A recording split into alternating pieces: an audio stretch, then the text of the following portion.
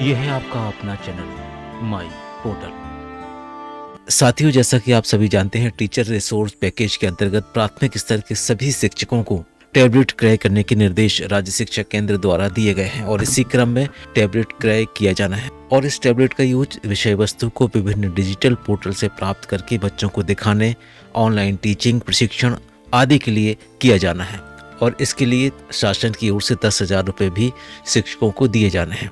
कैसे मिलेगी ये राशि, किस तरह से हम इसको क्लेम करेंगे, कौन सा टैबलेट हमें लेना होगा और सबसे ज़रूरी बात, टैबलेट खरीदने में हमें कौन सी बातों का ध्यान रखना है जिससे हमारा रीइंबर्समेंट क्लेम सही तरीके से पूरा हो जाए। तो चलिए इन सारी विषय वस्तु को हम तैयार करते हैं आज के इस अंक में। लेकिन उससे पहले आपसे अनुरोध है, अगर आपने ये चैनल अभी तक सब्सक्राइब ना किया हो तो एक बार सब्सक्राइब ज़रूर कर लीजिए। जैसा कि आप सभी जानते हैं, टैबलेट क्रय करने के संबंध में 23/11 यानी 23 नवंबर को पत्र प्राप्त हुआ था 6554 और इसमें कहा गया था कि समस्त प्राथमिक स्तर के शिक्षकों को टैबलेट क्रय किया जाना है और इसके संबंध में जो कार्रवाई की जाना है वो भी हम आपको आगे बताते हैं। जैसा कि आप सभी जानते हैं, एम शिक्षा मित्र में इस तरह के 2 तरह के ऑप्शन टैबलेट प्रतिपूर्ति के संबंध में अपीयर हो गए हैं नए वर्जन में। पहला वाला ऑप्शन, जैसा कि आप एरो के साथ देख रहे हैं, टैबलेट क्रय हेतु पंजीयन, ये आपको किसी भी मोबाइल से करना है। यानी आपके पास जो वर्तमान में उपलब्ध मोबाइल है, आप इस मोबाइल से टैबलेट क्रय का पंजीयन करेंगे।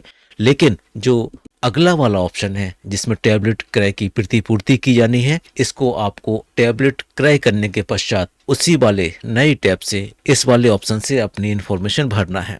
अब हम देख लेते हैं कि जो टैब क्रय करना है उसके लिए हमें क्या क्या स्पेसिफिकेशन चाहिए ताकि जो हमारा क्लेम है, जो हमारी फीस प्रतिपूर्ति है, वो हमें मिल पाए। जैसे कि आप स्क्रीन पर स्पेसिफिकेशंस देख रहे हैं, कुछ इस तरह से 24 बिंदु दिए हुए हैं जिनको हमें ध्यान में रखना है। और अब कुछ खास बिंदुओं को आपके साथ डिस्कस करते हैं। जैसे जो आप टैबलेट खरीदेंगे उसकी स्क्रीन का साइज 7 इंच से कम नहीं होना चाहिए। अगर 7 इंच से बड़ा है तो चल जाएगा, अगर 7 इंच से छोटा है आप क्लेम दर्ज नहीं कर सकते। इसी तरह से जो टैब का कैमरा होगा वो कम से कम 5 मेगापिक्सल्स होना चाहिए। इसके बाद कनेक्टिविटी, इसमें 4G, LTE या वाईफाई सपोर्टेड, ये सारी चीज़ें हमें इसमें देखना है। और इसके बाद जो इसकी एक्सटर्नल स्टोरेज कैपेसिटी है वो कम से कम 32 GB होना चाहिए। इससे ज़्यादा हायर होगी तब कोई दिक्कत नहीं है, अगर 32 GB से स्टोरेज कम होगी तो ये बाधा बन सकती है।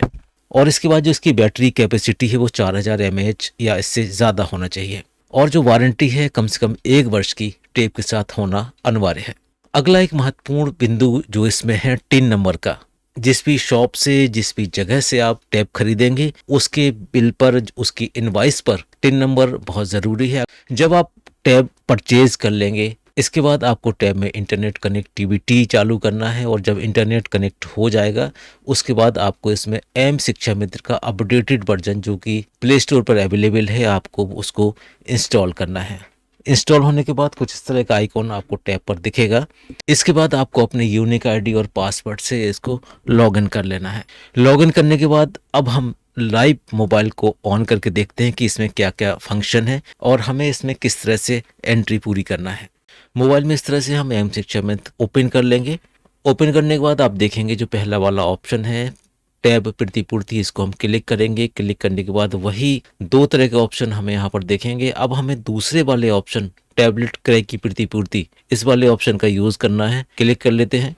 इसके बाद आप देखेंगे यहाँ पर आपसे पूछा जा रहा है, is this device purchase for tab reimbursement. जिस डिवाइस पे आप काम कर रहे हैं क्या यही डिवाइस आपने परचेज की है? अगर की है तो उसका रिम्बर्समेंट आपको इस ऑप्शन से मिलेगा। आप इसको यस कर दीजिए अगर आप अपने नई डिवाइस पे ये सारा काम कर रहे हैं।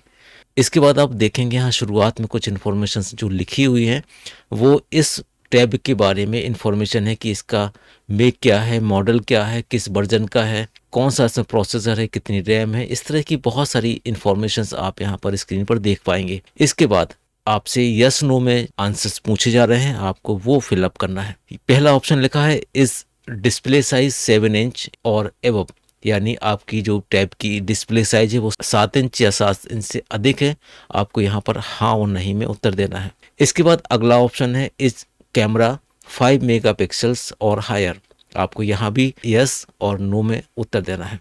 अगला है the connectivity type 4G, LTE and wifi supported, yes और नो का उत्तर देना है। इसके बाद यहाँ पर लिखा हुआ है एक्सटर्नल स्टोरेज कैपेसिटी 32 GB और हायर, आपको यहाँ भी यस नो में इसका उत्तर देना है। इसके बाद बैटरी कैपेसिटी 4000 mAh और हायर, यहाँ भी आपको लिखना है। नेक्स्ट बिंदु है is warranty in battery 1 year और एबव, यानी बैटरी की जो वारंटी है 1 साल या 1 साल से अधिक है, आपको यहाँ पर भी यस नो में उसका उत्तर देना है। इसके बाद यहाँ पर आपको जो इनवाइस है, बिल है, उस पर से फर्म का टिन नंबर देखकर यहाँ पर टाइप करना है। इसके बाद इनवाइस नंबर आपका बिल क्रमांक है, आपको यहाँ भरना है। किस दिन परचेज किया उस डेट को आपको यहाँ भरना है। अमाउंट कितने का परचेज किया आपको ये लिखना है। वारंटी पीरियड कितने साल का है आपको वो भी देख के भर देना है। इसके बाद अकाउंट डिटेल आपके सामने अपीयर हो गई है, डिस्प्ले हो रही है। यहाँ पर लिखा हुआ है आपके बैंक का नाम, ब्रांच का नाम, अकाउंट नंबर और IFSC कोड। अगर आप इसी नंबर पर अपने इसी अकाउंट पर अपने 10,000 रुपये चाहते हैं तब आपको नीचे यस कर देना है।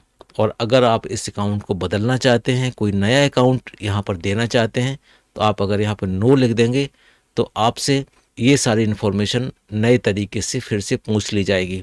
यहाँ पर आपको bank name, branch name, account number, IFSC code ये सारी देना पड़ेंगी। इसके बाद आप यहाँ पर देखेंगे front image of tablet box, यानी जो टैबलेट का बॉक्स है आपको उसकी फ्रंट साइड की इमेज सेव करनी है। इसके बाद अगला ऑप्शन है back image of tablet box, आपको यहाँ पर क्लिक करके टैबलेट बॉक्स की बैक इमेज, पीछे वाली इमेज की फोटो खींचकर यहाँ पर अपलोड करना है। और लास्ट में इनवाइस इमेज ऑफ टैबलेट, यानी जो आपका बिल आपको प्राप्त हुआ है, जो आपने शॉपकीपर दुकानदार से लिया है, उसकी फ़ोटो निकाल कर आपको उसको यहाँ पर अपलोड करना है। और जब ये सारी चीज़ें आप अपलोड कर देंगे तो लास्ट में जो सेव डिटेल वाला ऑप्शन है, बटन है, आप इसको क्लिक करेंगे तो आपकी पूरी इन्फॉर्मेशन सेव हो जाएगी और आपकी टैब की फीस की प्रतिपूर्ति की प्रक्रिया प्रारंभ हो जाएगी। इसके आधार पर आपने जो अकाउंट नंबर भरा है ये पैसे आपके अकाउंट में पहुंच जाएंगे।